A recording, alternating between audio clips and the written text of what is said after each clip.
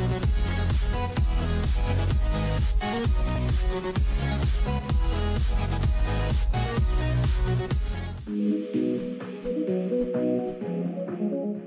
ben, merci pour l'introduction. Bonjour à toutes et à toutes et à tous. Donc effectivement, bon, pareil, hein, un temps un peu limité, ça va être un tout petit peu mitraillette, mais je vous invite à poser beaucoup de questions et puis surtout, le support sera à votre disposition. J'ai mis pas mal de liens parce que je vais citer des études qu'on a produites dans le cadre de Negawatt et dans le cadre d'Enertech et de travaux connexes et qui peuvent vous intéresser, vous dans la salle, vous étudiants, etc. Et donc on va parler du volet bâtiment du scénario Negawatt et puis un petit peu élargir à tout ce qu'on peut raccrocher à ces sujets-là. Alors, est-ce que ça permet de défiler? J'ai pas l'impression en fait. Alors, non. J'aurais préféré qu'on le mette en PowerPoint en fait, si c'était possible. Il est pas loin le support que j'ai envoyé? En version PowerPoint ou est-ce qu'il y a que le PDF qui est là? Il y a que le PDF. Bon, c'est pas grave. On va le faire. On va rien en fait.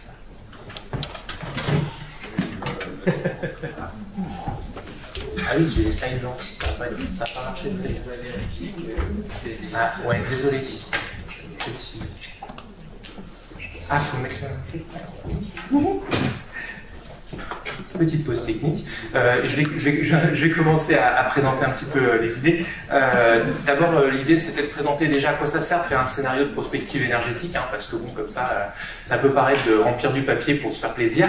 En fait, l'idée c'est un petit peu ce qui a été présenté précédemment, c'est on a des objectifs mondiaux, il faut sauver le climat, il faut protéger la biodiversité, etc. Et puis très localement, on a des décisions à prendre qui sont hyper concrètes. C'est-à-dire, pour atteindre la neutralité carbone à niveau de la France, est-ce que je dois rénover les bâtiments? À quel niveau de performance? À quel rythme? Est-ce que je continue à manger de la viande ou moins de viande? Est-ce que je continue à prendre l'avion, etc. Ça, c'est des questions hyper concrètes.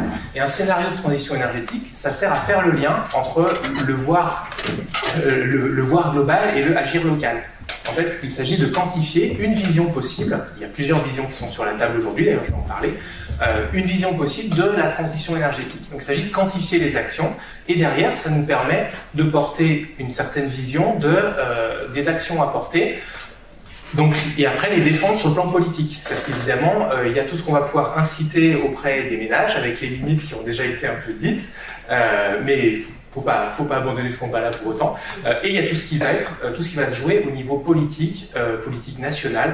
Et donc l'association Negawatt produit un scénario qui est la base de notre plaidoyer. Et après on fait du plaidoyer politique. On va voir les élus, on va voir les conseillers ministériels pour leur expliquer notre vision et essayer de peser autant qu'on peut. Alors, association Negawatt, équipe salariée, on est 12, on a une chargée de plaidoyer. Quand en face, entre guillemets, on a des industriels qui ont des chargés de plaidoyer à plein temps qui sont dans les conseillers ministériels toutes les semaines. Donc on ne lutte pas vraiment à armes égales, mais n'empêche que nous on porte une parole indépendante qui a aussi acquis au fil des années, puisque l'association Negawatt existe depuis 2001, au fil des années on a acquis une certaine légitimité technique, donc on est écouté quand il y a eu le débat national sur la transition énergétique, Negawatt était représenté et on a pu porter notre vision de la transition aux côtés d'autres acteurs qui ont travaillé sur le sujet aussi. Voilà, en deux mots, donc l'association Negawatt, je l'ai dit, on a été créé en 2001, et ce qui est intéressant de voir, c'est que ça regroupe des experts de l'énergie, des experts de terrain, et donc ce que je disais sur la liaison entre le voir global et le agir local, on est aussi dans le agir local concrètement. Nous, membres de la compagnie des Negawatt, on est concrètement des acteurs de la transition, et donc ça permet aussi d'alimenter le scénario d'une vision concrète des éléments de transition qui sont déjà disponibles à l'état de bourgeons, à l'état de jeunes pousses, et qu'il s'agit juste de massifier, de voir leur potentiel dans une vision globale de la transition. Pour information, l'association a créé une filiale qui s'appelle l'Institut Negawatt, qui sert à propager, incuber des solutions de transition énergétique concrètement, en général au service des territoires, mais on fait aussi des formations à l'attention des architectes, des bureaux d'études, des maîtres d'ouvrage, etc. Et l'Institut Negawatt a aussi incubé une structure qui s'appelle Doremi, dispositif opérationnel de rénovation énergétique des maisons individuelles. Je vais en reparler un tout petit peu en termes d'exemples sur ce qu'on peut faire en termes de rénovation performante de la maison individuelle.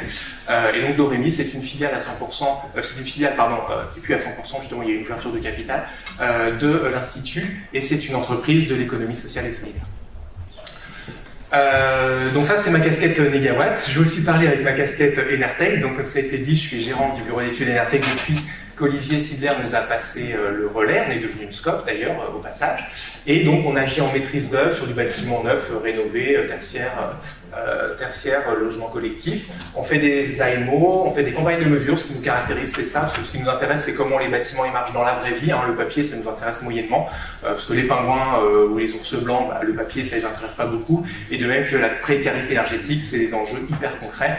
Donc les calculs théoriques, RT, 2000, je sais pas quoi, voilà, tout ça c'est du papier. Donc, ce qui nous intéresse, c'est de voir comment les bâtiments marchent ou marchent pas dans la vraie vie.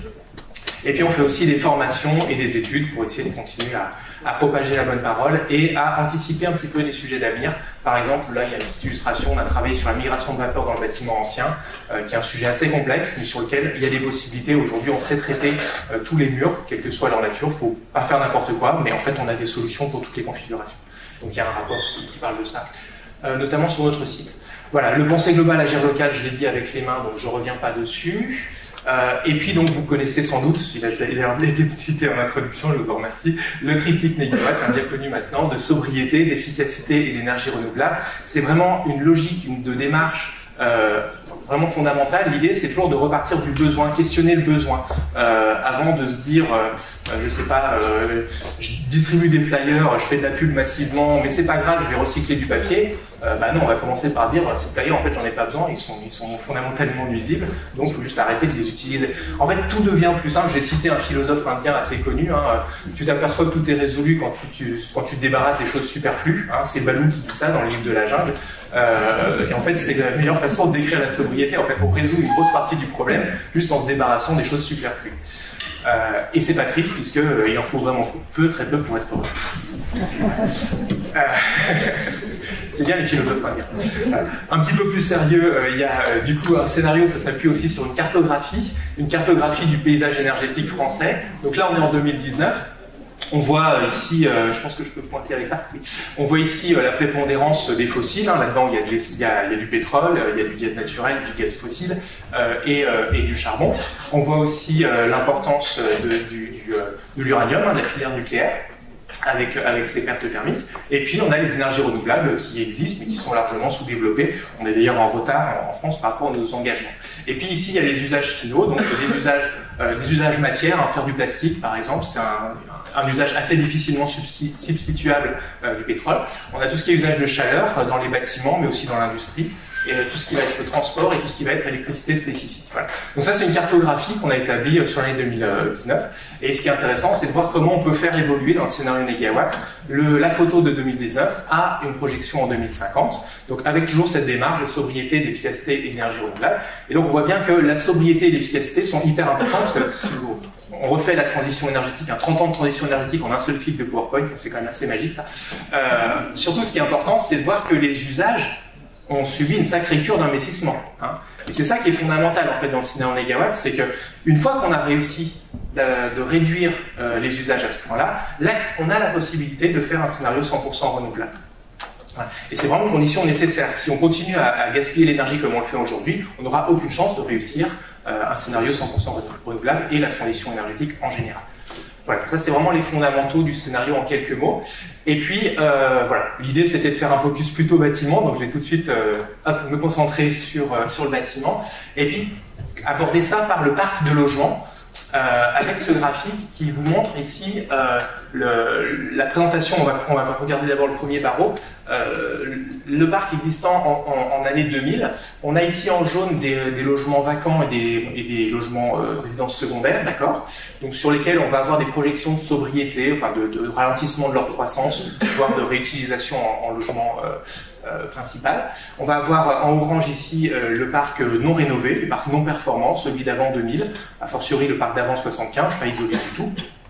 Et puis on voit en bleu la construction neuve depuis 2000, donc qui se cumule. Une partie en bleu sur fond blanc qui est des logements qui sont démolis d'un côté, qui sont reconstruits de l'autre, pas forcément au même endroit, hein, d'accord, hein, il y a des zones qui ont un dynamisme démographique plus fort que d'autres. On a de la démolition reconstruction et on a une construction neuve qui s'ajoute essentiellement au parc existant. On a souvent le rythme de 3% par an de construction neuve. En fait la démolition reconstruction c'est 3 pour 1000 du parc. Donc pour vous le dire très clairement, à horizon 2050, l'essentiel du parc bâti de 2050, il existe déjà aujourd'hui. Et l'enjeu, ce sera de le rénover. L'impact de la construction neuve et de la démolition-reconstruction sur l'évolution énergétique du parc est absolument négligeable. Enfin, c'est l'épaisseur du trait. Donc le vrai enjeu de la transition énergétique du bâtiment, c'est la réno, la réno, la réno, la réno, la réno. D'accord ? Je vais vous parler pendant un slide du neuf, parce que je ne peux pas rester à l'envie de vous parler un petit peu de mes bureaux, de nos bureaux à Enertech, mais très honnêtement, le vrai sujet, c'est la réno, la réno, la réno. Et alors la réno, qu'est-ce qui se passe actuellement ? Actuellement, on a un rythme de rénovation qui est celui qui est ici, là. Si on projette la vitesse actuelle de rénovation, hein, le rythme actuel, il se passe ça. En violet, on a des rénovations par geste. Donc je vous dirai juste après qu'elles sont absolument inefficaces. Il faut au plus vite arrêter de faire ça et faire de la rénovation cohérente, anticipée, qui anticipe une vision de la performance à terme. Donc on va en reparler juste après. Donc ça, c'est la rénovation par geste, mon coordonné. Et puis la rénovation réellement performante, la rénovation BBC ou équivalent. Hein. Quand je dis que c'est réellement performant, ça veut dire que c'est au niveau de ce que la loi nous demande de faire. Depuis le Grenelle de l'environnement, depuis la loi de transition énergétique pour la croissance verte, depuis la SNBC, Stratégie nationale bas carbone, l'État affirme et réaffirme et réaffirme que l'objectif d'évolution du parc bâti, c'est de l'amener au niveau BBC ou équivalent à horizon 2050 dans son intégralité. Donc c'est à ce niveau-là qu'il faut viser et pas autre chose. Donc il faut avoir des chemins pour l'atteindre. Et donc aujourd'hui, le rythme de rénovation performante, on est autour de 30 000 logements par an, qui sont essentiellement des logements sociaux, comme ça a été dit. En copro, on rame un peu parce que c'est très difficile d'obtenir une adhésion collective au projet de rénovation. Et en maison individuelle, c'est un petit peu un désert. On a comptabilisé avec Effinergie 4 000 maisons individuelles rénovées au niveau BBC depuis que BBC existe. 4 000 au niveau de la France. Autant dire que c'est assez balbutiant. Donc il y a vraiment un vrai besoin de ce côté-là. Donc, très clairement, si on continue avec le rythme actuel, on va dans le mur, hein, c'est très net. On va falloir changer de braquet. Et donc, encore une fois, un scénario, ça sert à quantifier les choses, donc on ne va pas se mentir. L'objectif, ça va être de multiplier par 20 le rythme de rénovation actuel. Atteindre quelque chose comme 800 000 rénovations par an en termes de logement au niveau BBC. Hein, quand j'entends notre chef de l'État dire que c'est pas grave, on rénove déjà 650 000 logements par an, on ne parle pas du tout de la même chose. On parle de rénovation par geste. Il y a 650 000 rénovations par geste qui mettent des logements dans des impasses énergétiques dans lesquelles on aura des difficultés techniques à les sortir. Ça, c'est ce qu'on fait aujourd'hui. On ne fait pas du tout 650 000 logements par an au niveau BBC, ni même au niveau compatible avec le BBC à terme. Et je vais vous expliquer pourquoi je dis ça. Donc, multiplié par 20. Je fais un petit détour parce que là, j'ai une casquette négawatt, mais en fait, ce constat-là, il est partagé par l'ensemble des gens qui font de la prospective énergétique. On a fait un petit colloque pendant le grand défi écologique à Angers, organisé par l'ADEME en mars, et on a eu le plaisir de travailler avec des gens du Shift Project, avec des gens de l'ADEME évidemment, et puis des gens de chez Pouget Consultants, nos confrères, qui ont bossé avec Carbone 4 sur aussi une vision de la stratégie de transition du parc bâti. Et la conclusion de cet atelier, je vais un peu vite, hein, on partage tous en fait la vision que le neuf, c'est pas le gros sujet d'une part, et en plus, la tendance démographique qui est celle de l'INSEE ici, c'est que, en gros, l'accroissement de la population ralentit, donc on a besoin de moins en moins de logements neufs, si on est logique, hein. Donc, en gros, on va peut-être arrêter d'artificialiser les sols, arrêter de construire des bâtiments neufs, en tout cas en construire moins, et a fortiori, après 2035-2040, l'INSEE projette une baisse de la population en France. Alors ça, c'est hors migration climatique, hein, on est d'accord. Hein, c'est-à-dire, s'il y a la moitié de l'Inde qui vient se réfugier en Europe parce qu'il fait trop chaud, il se passe des choses différentes. Mais en tout cas, en l'état actuel des projections, c'est ça qui se passe. Donc ça, c'est quand même un signal fort pour la filière, hein, parce que quand on dit ça à la FFB ou à la CAPEB, en général, ils ont un peu du mal à nous croire, et il y a toujours ce mythe que quand le bâtiment va, tout va. Donc la mauvaise nouvelle, c'est ça, le besoin de bâtiments neufs diminue, mais la bonne nouvelle, c'est qu'on va avoir un besoin juste monstrueux en rénovation énergétique. Donc tout l'enjeu de la filière, ça va être de transformer les emplois du neuf, dont on risque d'avoir moins besoin, en emplois pour la rénovation, et il y aura un besoin. Il va même falloir recruter massivement pour réussir la rénovation du parc à la vitesse que j'ai décrite ici. Donc ça, c'était le constat partagé sur le neuf, et on a aussi partagé le constat sur la rénovation. C'est-à-dire que ce soit le graphique négawatt que je vous ai présenté, ou le graphique du Shift Project par exemple, qui est exprimé ici en classe de DPE, et on voit les classes F et G qui diminuent le plus vite possible, et puis qu'on va rapidement vers un parc A ou B en termes de niveau de performance, donc c'est du l'équivalent BBC également. Donc on est tout à fait raccord sur le fait qu'il faut atteindre le BBC et pas autre chose, et que le rythme c'est entre 600 000 et 1 million de logements par an de rythme de croisière de rénovation à horizon 2030. Donc on est à peu près tous d'accord sur le constat. C'est-à-dire, très clairement, tous les acteurs autour de la table vous disent au monde politique, voilà, l'extincteur, il est là, on est tous d'accord que c'est un extincteur rouge, que c'est un extincteur à, je sais pas quel type, à CO2, j'en sais rien, voilà. Il n'y a plus qu'un besoin qu'il y ait un homme politique qui le dégoupille et puis qui commence à, vous savez, la maison brûle, on regarde par la fenêtre, elle brûle, on la regarde par la fenêtre et il y a un extincteur posé à côté de nous, en fait. Voilà. Aujourd'hui, on est tous d'accord sur l'extincteur qu'il faut utiliser. Voilà, donc ça c'était pour une vision globale du parc. Je vais revenir en 2 mots donc sur le neuf, comme je disais, je vais pas m'attarder dessus, mais je peux pas résister au plaisir de vous dire 2 mots sur les bureaux d'Enertech, qui est un bâtiment qu'on a appelé le local. On l'a construit en 2016, c'est un bâtiment en bois paille, sans chauffage, qui répond à un objectif triple de faible impact, donc faible impact de la construction, donc bâtiment en bois paille, on utilise de la terre crue comme inertie, très peu de béton. On a eu recours à des entreprises locales dans un rayon de 40 km. Et c'est un bâtiment à énergie positive sur tous les usages, y compris l'électricité spécifique. C'est aussi un bâtiment à faible coût de construction. Il nous a coûté 1120 € du mètre carré Sean hors VRD, donc c'est un bâtiment pas cher, hein, on va le dire très clairement. Et c'est un bâtiment à très faible charge, hein, puisqu'il nous rapporte plus en gros avec la vente du photovoltaïque que ce qu'il nous coûte. C'est aussi un bâtiment low-tech, puisqu'il y a un bâtiment sans chauffage, donc il n'y a pas de réseau hydraulique pour chauffer le bâtiment, encore moins de climatisation évidemment. Et c'est un bâtiment où la ventilation est de type double flux, avec des appareils décentralisés. Donc il y a une petite boîte double flux dans chaque logement, qui prend l'air et qui rejette à travers la façade, et ça se pilote avec un interrupteur. Quand j'ai envie de ventiler, j'allume mon interrupteur. Quand j'ai envie de passer en aération naturelle, j'ouvre ma fenêtre, j'éteins l'interrupteur, et ça se fait bureau par bureau, en responsabilisant chacune des personnes. Voilà, je vous la fais très très vite, il y a plein d'infos sur notre bâtiment, sur le site internet d'Enertech. Si ça vous intéresse, je vous invite chaleureusement à creuser. Voilà, vraiment construction neuve, on n'en parle pas trop, hein. L'idée c'est construire peu mais construire bien. Ce qu'on va continuer à construire, on va essayer de se passer du béton le plus possible, notamment. Pourquoi je suis aussi méchant avec la rénovation par geste? Alors, ça, vous avez senti, hein, je suis un peu punchy là-dessus.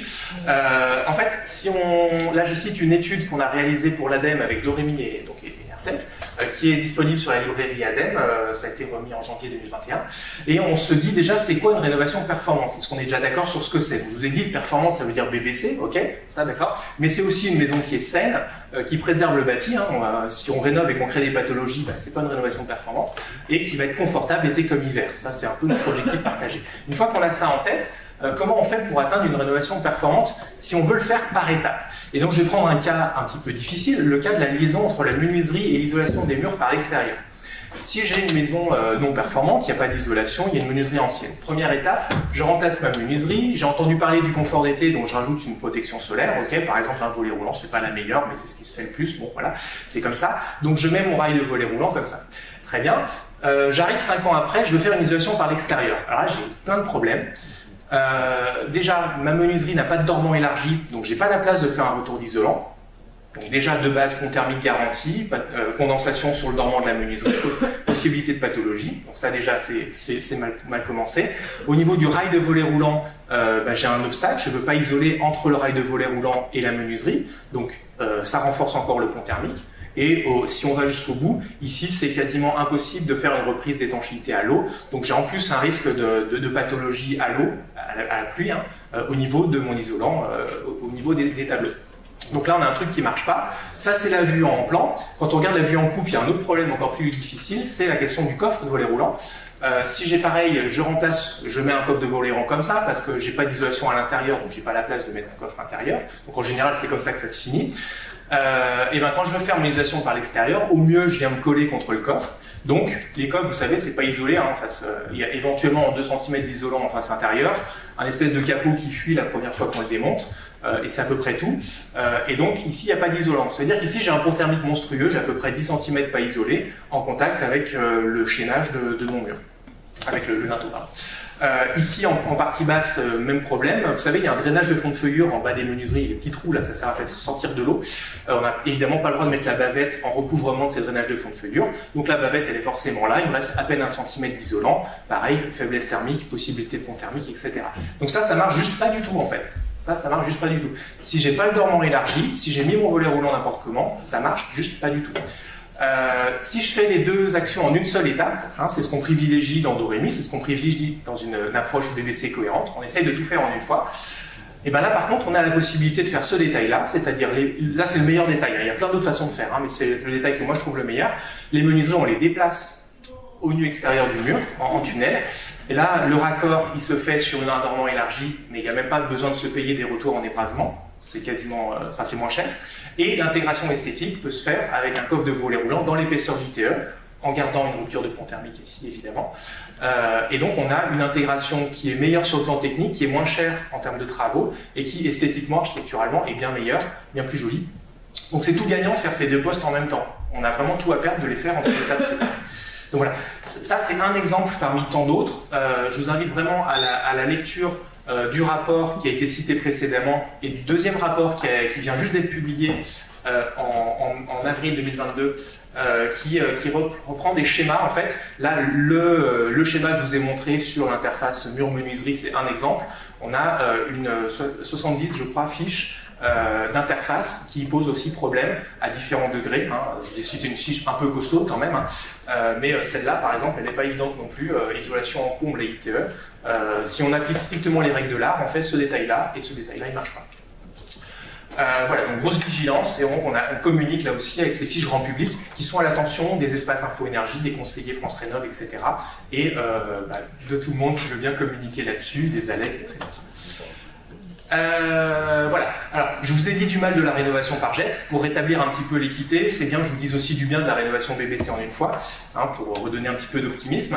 Et il se trouve qu'on a fait une campagne, non, je commence pas par la campagne des mesures, il se trouve qu'avec Dorémy, dont je vous ai parlé, on accompagne à peu près une centaine de rénovations BBC par an en maison individuelle, hein, au niveau national. Donc c'est encore pas beaucoup, mais c'est en train de grandir de façon relativement exponentielle.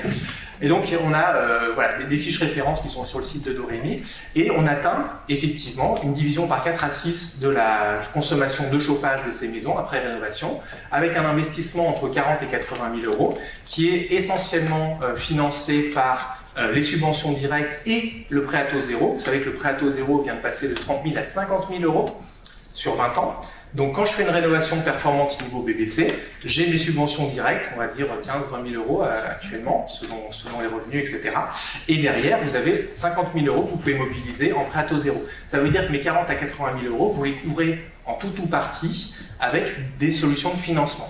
Après, le prêt à taux zéro, il faut le rembourser. Comment ça se passe pour rembourser le prêt à taux zéro? Eh bien, c'est neutre en trésorerie pour les ménages, puisque avant ils payent ça en facture, après la facture ne représente plus que ça, et le remboursement de l'éco-prêt à taux zéro sur 20 ans fait qu'au final, ils payent autant ou moins après rénovation qu'avant rénovation. Donc, ce qui veut dire que le remboursement du prêt à taux zéro, il est neutre en trésorerie pour les ménages. Donc, ils y gagnent en confort, ils y gagnent en valeur verte de leur maison, et au bout de 20 ans, quand le prêt est fini, ils y gagnent économiquement en direct de live. Okay, donc, c'est gagnant pour tout le monde en réalité. 3 petits points, mécanisme de financement important mais beaucoup trop complexe d'accès. Pour tous ceux qui ont tenté l'aventure de la rénovation BBC, j'en fais partie, on a beaucoup de collègues, on a beaucoup de témoignages dans Dorémy. Le gros problème aujourd'hui, c'est que les aides elles sont disponibles, mais c'est un casse-tête de malade pour arriver à les obtenir. On a l'impression qu'ils font exprès, hein. Il y a un formulaire pour l'ANA, c'est pas le même formulaire que pour les C2E, c'est pas le même formulaire que pour MaPrimeRénov', et c'est pas le même formulaire que pour ça. Et si la facture, le devis, il est au nom de monsieur et madame, et la facture, elle est au nom de monsieur, bah, des fois, ils vous refusent le dossier. Enfin, je veux dire, faut arrêter. Et là, il faut simplifier un grand coup. On fait un formulaire unique, un espèce de passe. Une fois que j'ai mon formulaire unique, j'ai accès à toutes les aides d'un seul coup. Enfin, je veux dire, c'est quand même pas difficile à organiser un truc comme ça. Il suffit de mettre les acteurs autour d'une table et de se mettre d'accord sur qu'est-ce qu'il y a besoin dans le formulaire.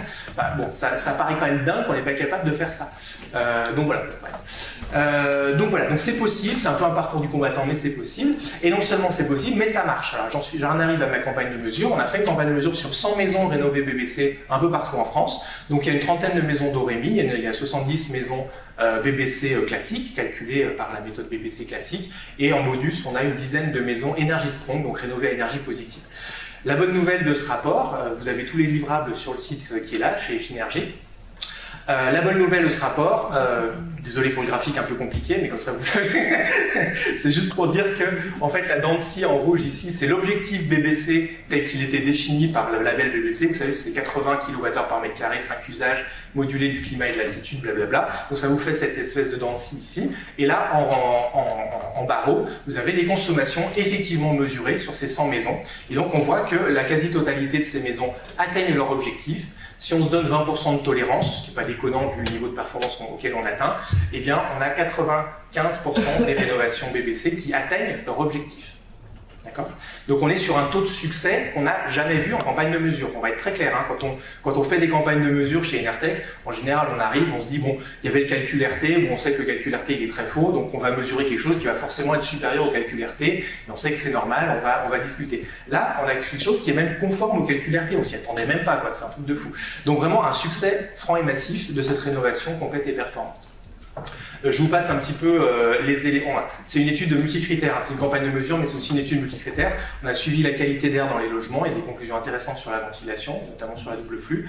On a aussi une enquête socio où on a la satisfaction des ménages. Une grande majorité de ménages très satisfaits à la fois de la rénovation dans son ensemble, mais aussi du confort thermique d'hiver et du confort thermique d'été, que les ménages jugent meilleur après rénovation qu'avant rénovation. Donc ça, c'est un signal super important, hein. Une maison isolée, ça vous protège du chaud.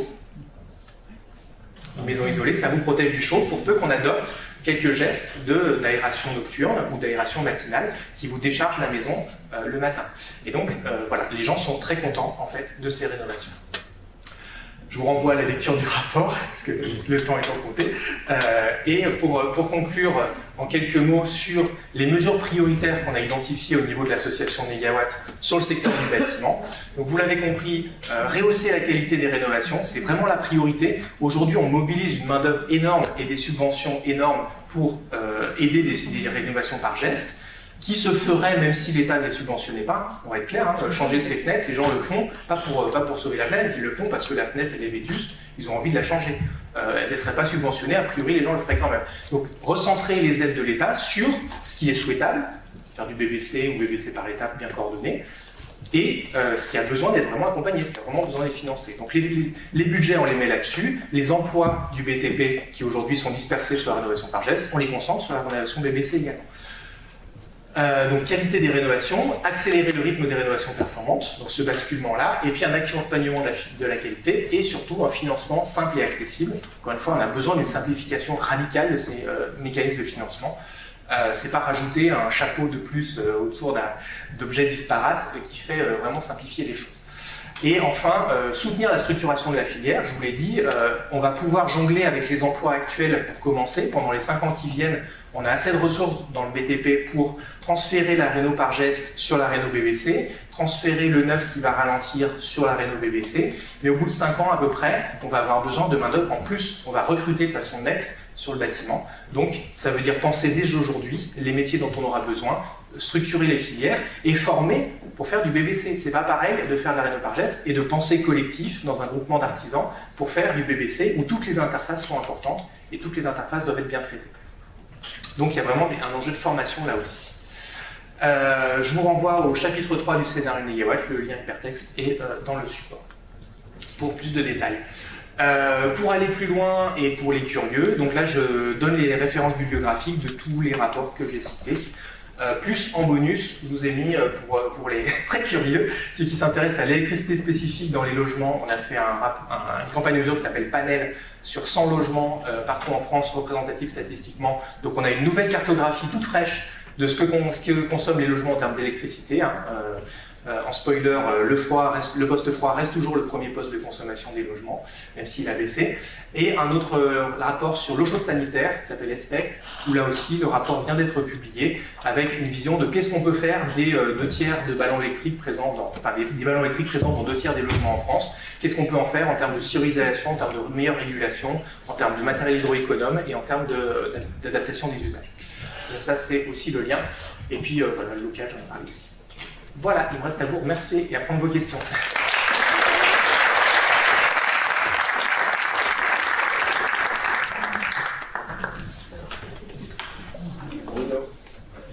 Oui, J'ai juste une petite remarque et une question. Donc déjà, merci pour la présentation. Remarque sur le coût qui reste constant quand on a un PTZ à rembourser. Il reste constant. C'est-à-dire qu'il est totalement indépendant de l'augmentation du prix de l'énergie. Ça vient en complément en plus. Oui. Il paraît que des fois ça augmente. Le prix de l'énergie. Oui, c'est ça, voilà, exactement. Oui, voilà. Donc une question sur le PTZ. C'est surtout une remarque, j'avais une vraie question derrière. Puisque apparemment il va y avoir de moins en moins de logements neufs, quelle place il faut qu'on donne à l'enseignement de la RE 2020 en proportion quand on parle de thermique du bâtiment, dans une formation sur la thermique du bâtiment?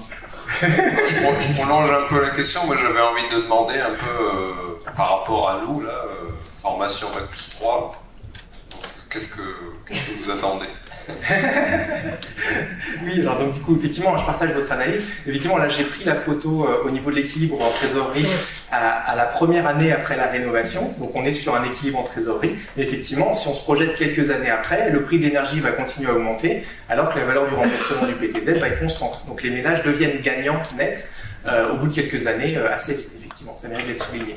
Et sur la question de la proportion du temps à passer sur la RE 2020 par rapport au neuf, vraie question en fait. De notre point de vue, il y a une vraie priorité à recentrer les enseignements sur les problématiques de réno qui sont assez différentes, qui sont parfois plus complexes, parce qu'on hérite d'une situation qui est ce qui est. Il y a du bâti à traiter avec un certain respect, une certaine prudence. Donc, je parle du bâti ancien, le bâti qui a une valeur patrimoniale, on ne va pas faire n'importe quoi dessus. D'ailleurs, pour mémoire, je le dis tout de suite, comme ça c'est fait, dans le scénario Négawatt, on anticipe qu'il y a une partie des bâtiments qu'on rénovera pas forcément au niveau BBC, parce qu'il est patrimonial et que voilà, le château de Versailles, on ne va pas en faire un anneau BBC, c'est évident. Alors, on va le laisser comme il est. Et il y a des bâtiments intermédiaires où on va isoler partiellement et pas complètement. On a gardé 10% du parc de 2000 qui est pas rénové complètement BBC. Et le reste, par contre, on va le rénover BBC. Donc voilà, clairement, il y a ça. Et par rapport, mon point de vue en deux mots par rapport à la RE 2020 aussi, et son importance, c'est qu'en fait, c'est une montagne qui a accouché d'une souris quand même, la RE 2020. C'est-à-dire qu'en fait, on avait une expérimentation E+C- qui nous a donné des espérances énormes, avec un label qui allait très très loin jusqu'au bâtiment énergie positive, une ambition carbone qui était très forte. Au final, il y a eu un certain nombre de plaidoyers, de lobbying, on va dire, qui sont passés par là, et on a une RE 2020 qui est assez timide, qui est une amélioration incrémentale sur le plan thermique de la RT 2012, c'est un petit peu mieux. On garde à peu près les mêmes règles de calcul, et avec le volet carbone qui s'ajoute, mais dont les ambitions sont aujourd'hui très timides. En gros, on peut continuer à construire en béton. Aujourd'hui, on continue à construire en béton en RE 2020, ça pose quasiment aucun problème. On va pas se mentir. Donc voilà, ça vaut le coup évidemment de continuer à en parler. Mais effectivement, s'il y avait des proportions à donner, j'ai envie de dire, il faut vraiment mettre le paquet sur la réponse complètement. Et donc sur nos étudiants Bac+3, qu'est-ce que vous diriez pour une formation comme la nôtre à Bac+3 par rapport à ce que vous avez présenté, où est-ce qu'il se situe? Oui, en fait, à plein de niveaux, moi, tout calé moi sur les débouchés de la filière en réalité. Mais clairement, on va avoir besoin de monde. Notamment, il y a un métier qui va se développer au niveau de l'accompagnement France Rénov'. C'est-à-dire qu'aujourd'hui, tout ce métier-là, qui historiquement est fait par les espaces info-énergie, les ALEC, etc., qui ont pris la casquette fer, qui maintenant vont changer de casquette, qui vont s'appeler France Rénov', mais ça va être quand même un peu les mêmes métiers, il va y avoir un vrai enjeu, parce qu'aujourd'hui, ils sont déjà en sous-effectif par rapport aux besoins. Si les besoins ils sont multipliés par 20, ça va juste être la catastrophe. Donc il y aura clairement un besoin de démultiplier les emplois sur ce sujet-là. Donc c'est déjà un sujet de financement au niveau de l'État, petit message subliminal, et surtout il y aura besoin de recrutement. Donc ça c'est typiquement un des éléments. Et après, là je n'ai pas parlé de tertiaire, mais il y a un gros volet tertiaire, le pendant de ce que j'ai dit là. Vous avez peut-être entendu parler du décret tertiaire avec les objectifs échelonnés 2020, 2040, 2030, 2040, 2050, avec des niveaux de performance croissants. Là aussi, il y aura un gros besoin d'accompagnement des gestionnaires de parcs tertiaires pour faire ça de façon cohérente, parce que la logique du BBC par étape, c'est un peu la même en tertiaire. Si on va capter les actions à faible temps de retour tout de suite, on a un risque de tuer le gisement, d'aller jusqu'au bout du moins 60% qu'il faut atteindre à horizon 2050. Donc nous, on a tendance à dire, vous précipitez pas trop sur les actions à faible temps de retour, ayez plutôt une vision soit injecting pour capitaliser les revenus des actions à faible temps de retour. Donc vous faites un effet boule de neige avec cet argent qui est généré par ces économies-là, et ça vous permet de financer la grosse réno thermique qui vient derrière. Soit vous engagez directement des rénovations BBC si vous avez la capacité de le faire, et il vaut mieux choisir un nombre limité de rénaux qu'on fait en BBC plutôt que de saupoudrer de la performance sur l'ensemble du parc. Il y a pas mal de questions. Donc il y a un rôle d'accompagnement, conseiller en énergie partagée, etc. Les premiers, c'était par là-bas. Ouais. Merci pour la présentation. Je vais essayer de parler fort pour éviter la formulation. Je voulais dire, il y a une ressource, enfin un cours ou un enseignement au semestre 5 qui s'appelle Réhabilitation énergétique et environnementale des bâtiments. Donc c'est exactement ça, pour les travaux. Donc c'est déjà dedans. Et pour les enseignants, on a même, enfin pour tout le monde, il y a des MOOC bâtiments durables ou qui sont vachement bien faits sur la rive. Comment je suis Donc ça, voilà, ouais. Donc c'est super. Il nous manque juste les étudiants. Moi j'avais une question un peu plus générale sur la présentation du scénario Negawatt et même des scénarios ADEME dont tu as parlé tout à l'heure. C'est la partie sobriété. C'est une question que je voulais te poser. Dans les scénarios, il faut se rendre compte que la baisse de consommation d'énergie en 2050, c'est moins 55% pour le scénario Negawatt, moins la même chose pour le scénario le plus ambitieux ADEME. Comment on fait société, comment on explique aux gens qu'on va diviser les consommations par 2 en maintenant les services, enfin voilà. Ça, je ne sais pas convaincre les gens autour de moi avec ce discours. Alors, d'un point de vue, 2 éléments de réponse du coup. D'un point de vue scénaristique, du point de vue top-down, on va dire, je vous renvoie à la question comment on va expliquer aux gens que demain, il y a un risque de blackout au niveau du réseau électrique. C'est déjà le cas pour l'hiver qui vient. Vous avez entendu parler de la faible disponibilité du parc et des consommations électriques qui augmentent. On va rajouter des véhicules électriques là-dessus, etc., etc. Donc, comment on explique aux gens que demain, on va avoir des risques de blackout si on n'a pas de sobriété? Comment on explique aux gens que demain, le prix de l'énergie va augmenter collectivement et que ça va peser sur les ménages les plus modestes plus fort que sur les ménages riches? Organiser la sobriété, c'est organiser aussi une répartition réfléchie de ces actions d'économie d'énergie. C'est commencer, la sobriété, elle s'adresse avant tout au gaspillage énergétique. C'est-à-dire qu'on s'adresse en particulier aux ménages les plus aisés, ceux qui ont les revenus pour prendre l'avion, ceux qui ont les revenus pour avoir des grandes résidences et des résidences secondaires, ceux qui ont une Tesla à faire charger à leur borne de recharge et pas une Zoé, ou un vélo électrique, ou un vélo tout court. Donc la sobriété, elle s'adresse avant tout à ramener vers le bas un espèce de plafond énergétique qui tend vers plus d'égalité en fait. Donc si on l'explique comme ça, d'un seul coup, c'est un petit peu plus entendable. Et puis au niveau des gens, l'approche par le bas, bottom-up, ce qui est essentiel, c'est que la sobriété, c'est avant tout convivial. Quand vous mettez en place un pédibus pour aller à l'école, plutôt qu'une tournée de bus, en ville, c'est éventuellement possible, dans la Drôme un peu plus compliqué, ça dépend des endroits, mais vous créez du lien social, en même temps, vous créez une action d'économie d'énergie. Et c'est ça le plus important, en fait. Quand vous avez des circuits courts de distribution de légumes bio, directement du producteur au consommateur, vous faites de la sobriété, vous faites de l'efficacité, vous économisez en transport et vous créez du lien de territoire. Vous tissez des liens macroéconomiques qui se fichent éperdument de Poutine et de ce qui se passe au niveau du pétrole en Ukraine. Voilà, donc vous tissez de la résilience en fait. La sobriété, elle tisse de la résilience au niveau des territoires. C'est ça qui est le plus important en réalité. Et derrière, on arrive à vendre, entre guillemets, ce concept-là, par l'exemple en fait. Et ça, c'est le plus puissant. Ça, là, je me permets d'avoir un témoignage un peu plus personnel, mais avec mon épouse, on s'est engagé depuis un certain temps dans une démarche zéro déchet. Et c'est pas de se trimballer en ville avec une pancarte zéro waste qui va faire bouger les choses. Par contre, venir au magasin, à la boucherie, avec mon tupperware qui est gravé avec sa tare, et les gens à côté de moi ils disent « Ah mais c'est pas con en fait, on peut faire ça. » Ah oui, on peut faire ça. Et puis venir avec des sacs en toile acheter ses légumes, « Ah on peut faire ça. » Bah oui, on peut faire ça.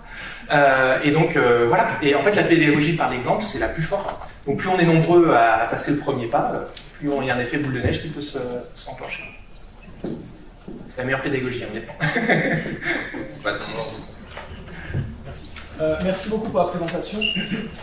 J'ai une question sur la façon dont on peut forcer le politique à utiliser cet extincteur à crédit. En France, il y a la campagne Dernière Rénovation qui vient d'arriver, avec notamment la jeune femme qu'on a vue à Roland-Garros aller sur le cours et s'attacher avec une revendication avec Martini 28 jours. En fait, la revendication, c'est de dire il faut forcer le gouvernement à s'engager à rénover tous les logements et à apporter le financement nécessaire d'ici à 2040. Et il y a toute une série d'actions des désobéissances civiles qui vont suivre là, pendant ces 1000 jours. Et donc ma question est double. La première, c'est qu'est-ce que tu penses des revendications et qu'est-ce que tu penses du mode d'action proposé par Dernière Rénovation. Je n'avais pas connaissance du mouvement, merci pour l'info, je vais me renseigner, ça m'intéresse beaucoup. Alors,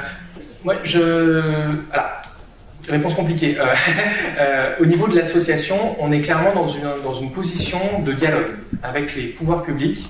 Et donc, nous, on se met en capacité, et c'est vraiment la politique de Negawatt, de se mettre en capacité de discuter avec tous les partis politiques, à part l'extrême droite.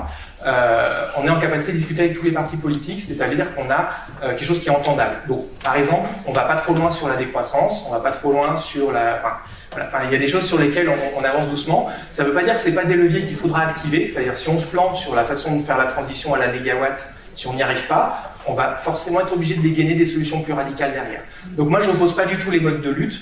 Moi, j'ai un mode de plaidoyer où je suis obligé de pouvoir mettre une cravate de temps en temps, si ça m'arrive, pour aller à la défense, parler à des gens à la défense ou au ministère.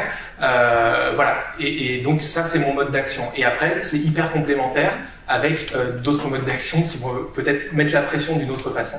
Mais voilà, je sais pas, c'est un exemple qui est connu, hein, mais Gandhi, il n'aurait pas réussi son plaidoyer politique s'il n'y avait pas eu en même temps des actions violentes qui avaient mis la pression sur les Anglais en parallèle. Donc il y a une vraie complémentarité des luttes, je pense, aujourd'hui.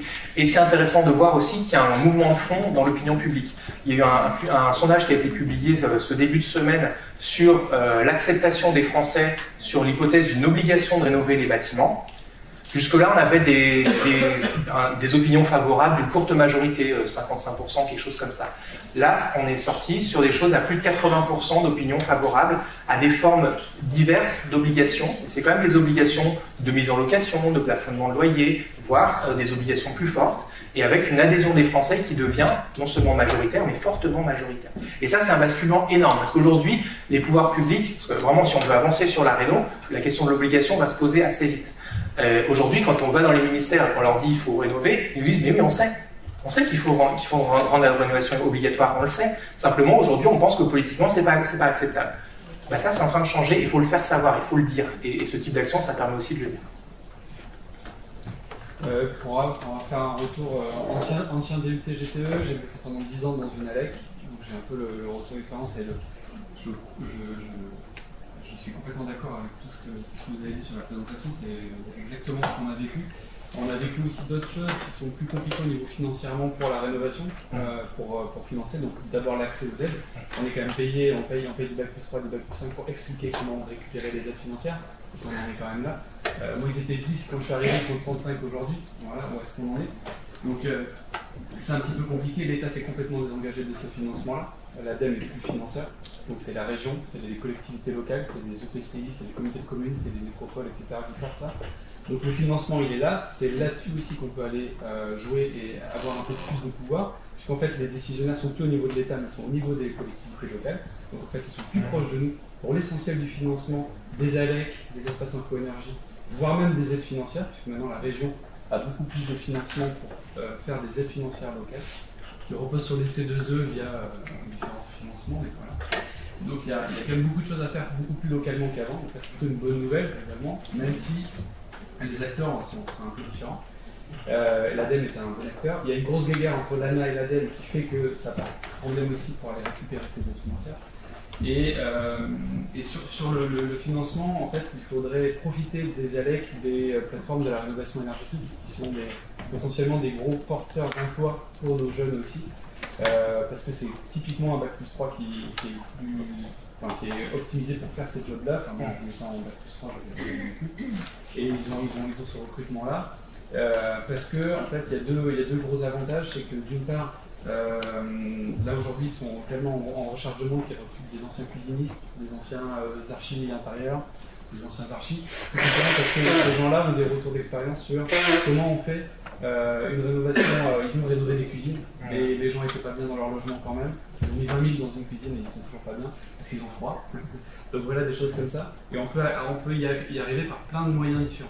Et pour les financements, ce qui serait bien, c'est de profiter de ces plateformes, de ces ALEC, pour faire une espèce de fiche de bâtiment qui se repose sur les travaux qu'a fait NRT principalement, mais d'autres aussi, pour faire un espèce d'état des lieux du bâtiment à un instant T, dire dans une échelle de temps de 5-10 ans, il faudrait faire tout ça, avec une approche BBC pour que ça soit compatible, et que même si financièrement ils ne peuvent pas tout faire en même temps, ils puissent au moins avoir le plan à 10 ans, et de se dire on commence par ça, on commence par ça, et on fait la finale. Et donc techniquement ça tient la route, thermiquement ils vont s'y retrouver petit à petit, et financièrement ils pourront avoir. Mais c'est sûr que c'est pas aussi bien que tout faire en même temps, mais d'accord. Merci beaucoup pour ce témoignage, c'est extrêmement... c'est difficile de le reformuler, je sais pas, j'espère que les licenciés auront pas le texte. Ouais, mais merci beaucoup. Et je hochais juste la tête sur le côté, ils vont s'y retrouver financièrement à chaque étape. En fait, les études, voilà, à la fin ils s'y retrouvent si c'est du BBC compatible et qu'effectivement on a bien enclenché les travaux et que les interfaces sont bien gérées.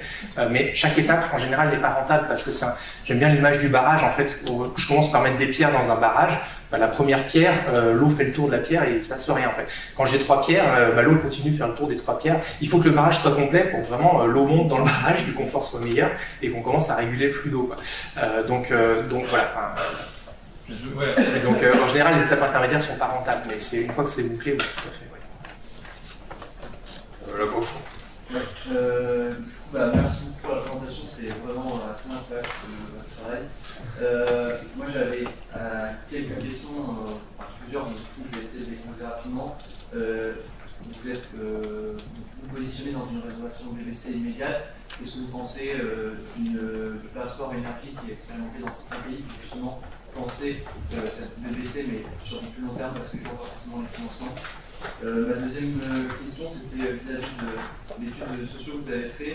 En fait, le confort intérieur, on a l'impression, quand on fait des études, que les gens se chauffent à plus haute température, les alimentations sont basées sur du 18 degrés, la plupart des gens sont plutôt sur du 20 degrés en intérieur. Du coup, comment c'est pris en compte dans les stratégies, parce que forcément, ça fait un écart de consommation. Et enfin, il y a quand même, sur des questions un peu économiques et d'acceptabilité, on entend de plus en plus dans les logements sociaux que les rénovations se font très vite sans que les habitants, sans les habitants en fait, avec peu de consultation et avec derrière une augmentation de loyer qui est très importante et donc qui va pousser les gens qui sont dans ces logements sociaux encore plus dans des zones de précarité énergétique. Comment on fait tout ça? Vous avez évoqué l'idée de plafonner les loyers, des choses comme ça, mais est-ce qu'il existe d'autres stratégies à long terme? J'essaie de me souvenir des 3 questions. Du coup, la première, du coup, c'était... Passeport, voilà. Alors, en fait, avant de commencer l'étude rénovation par étape pour l'ADEME, là, on a fait une bibliographie internationale, de voir un petit peu déjà si on n'inventait pas la poudre. Et en fait, ces passeports-là, ils sont à peu près muets sur la question des interfaces techniques. On n'a rien trouvé de vraiment probant qui planifie les interfaces, qui anticipe le dormant élargi, la pose décalée du volet roulant, tout le truc. On n'a rien trouvé. Chez Passivox, il y avait quelques travaux, mais les schémas nous semblaient juste impraticables en fait. Donc voilà. En tout cas, pas par les affaisants qu'on a dans Doremi en tout cas. Avec une maîtrise d'œuvre peut-être. Voilà. Donc voilà, on en était là au niveau de l'état de l'art. Donc vraiment, on pense avoir apporté quelque chose, en tout cas pour le paysage français et avec l'état normatif de la France, on avait besoin de cette étude-là. Donc à faire connaître, maintenant c'est largement diffusé. Le deuxième point, c'était par rapport au confort intérieur et les questions de la température.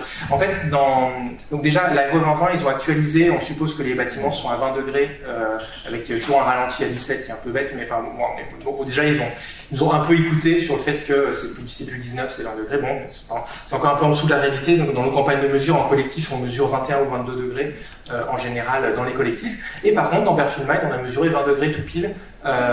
Et qui est intéressant de voir, c'est à la fois ce que les gens nous répondent dans le questionnaire quelle est la température idéale pour vous. Donc on regarde la moyenne de ça, c'est 20 degrés, je crois, et on regarde les températures mesurées effectivement dans les logements, c'est 20 degrés, donc chose comme ça, voilà, en moyenne.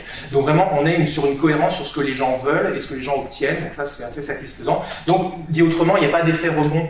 En fait, les gens obtiennent le confort par la qualité d'isolation et pas en poussant le thermostat. Et pour le coup, le thermostat, il existe, parce que les 22 degrés qu'on mesure dans des logements collectifs, quand on a fait des mesures sur des rénaux BBC, par exemple pour des bailleurs sociaux, en général, c'est lié, on a du mal à savoir si c'est lié à une volonté des occupants ou à une mauvaise régulation terminale. Je fais une toute petite parenthèse, mais le robinet thermostatique n'est pas une bonne régulation terminale. Elle ne permet pas de plafonner une température. C'est un instrument qui est tout ou peu, qui est proportionnel et qui ne se ferme jamais complètement. Donc pour le bâtiment BBC, c'est plus à la maille. Il nous faut un organe qui fasse du tout ou rien. Donc il faut un thermostat, au moins un thermostat par logement, qui pilote une vanne électrothermique par exemple, qui coupe complètement le chauffage quand on atteint la température de consigne. Sinon, dès qu'il y a un coup de soleil, on dépasse la température de consigne, on continue de chauffer pour autant. Et ça, c'est valable en logement collectif, c'est valable en tertiaire également. On a eu plein de rénaux, notamment d'écoles en BBC, qui ne tenaient pas leurs promesses parce que la régulation terminale n'était pas suffisamment bonne. Et donc, c'était en général des robinets thermostatiques, ou rien du tout d'ailleurs. Voilà, ça c'était une petite parenthèse. Et juste, je reviens sur le côté parcours par étapes, parce que les gens ne peuvent pas financer. En fait, la question n'est pas vraiment posée comme ça en réalité, parce que c'est finançable la totalité. C'est juste, c'est un niveau de complexité et d'engagement tellement fort, parce que les gens ils déboursent, en termes de trésorerie, ils déboursent pas grand-chose. Dans Dorémy, la moitié des ménages sont précaires ou très précaires. La réno performante, c'est pas un truc de riche, au contraire. Aujourd'hui, c'est les ménages intermédiaires, ceux qui n'ont pas beaucoup d'aide et qui n'ont pas des revenus monstrueux non plus, c'est eux qui ont le plus de mal à financer leur réno complète et performante. Mais les ménages en situation de précarité sont ceux qui ont le plus de subventions et qui arrivent à faire quasiment la trésorerie zéro. Donc c'est pas ça le problème, c'est plutôt de passer le cap psychologique, de se dire, je vais mettre 60 000 balles, 80 000 balles dans ma maison. C'est ça, même s'ils ne sortent pas de ma poche, c'est quand même d'investir, d'avoir un prêt à taux zéro à rembourser, plus 50 000 balles derrière. Donc c'est ça l'enjeu à dépasser en fait. Donc il y a un vrai sujet de rassurer, et on espère que Perfin-Mind va contribuer à ça, rassurer sur le fait que c'est 80 000 balles bien dépensées, à la fois en valeur verte et à la fois en performance énergétique. Et il y a du coup la troisième question, je crois que je l'ai mangée. C'était l'acceptabilité et les risques pour les occupants. Ok, merci. Okay. Je propose de prendre une dernière. Tu as toujours une question, Frédéric? Ouais, j'ai une petite question. Imaginons l'État dit OK, on rend la rénovation énergétique obligatoire niveau BBC. Est-ce qu'actuellement on a un moyen de le faire? Est-ce qu'on a les artisans? Est-ce qu'on a les techniciens? Est-ce qu'on a le matériel? Est-ce qu'on est capable de faire ça? Non, pas du jour au lendemain 800 000 rénaux par an. D'ailleurs, pareil, aucun scénario de prospective énergétique table sur un décollage en 2 ans. On est sur une espèce de courbe en S comme ça, où on amorce une courbe assez vertigineuse quand même, mais voilà, il y a un temps d'amorçage qui sera nécessaire. Par contre, clairement, on a des leviers. Encore une fois, aujourd'hui, on utilise énormément de main-d'œuvre pour faire de la réno par geste. Si les 5 entreprises qui sont dans 5 maisons différentes pour faire chacune un poste de travaux, vous les mettez en même temps sur une seule maison pour faire une rénovation BBC, vous avez une rénovation BBC à main-d'œuvre équivalente à ce qui se fait aujourd'hui. Voilà, vous avez juste concentré la main-d'œuvre sur des opérations BBC. Donc ça, c'est faisable en phase de décollage. Après, l'étape d'après, ce que je disais, l'étape d'après, c'est convaincre les entreprises que leur relais de croissance, c'est plus dans le neuf, c'est dans la rénovation. Et donc là aussi basculer des emplois, et comme je vous disais aussi, dans 5 ans, il va falloir augmenter clairement la main-d'œuvre disponible. On a fait une projection économique avec le CIRED en termes de modélisation macroéconomique du scénario négawatt, et il y a un potentiel autour de 200 000 emplois nets à créer sur le secteur du bâtiment, principalement drivé par la rénovation.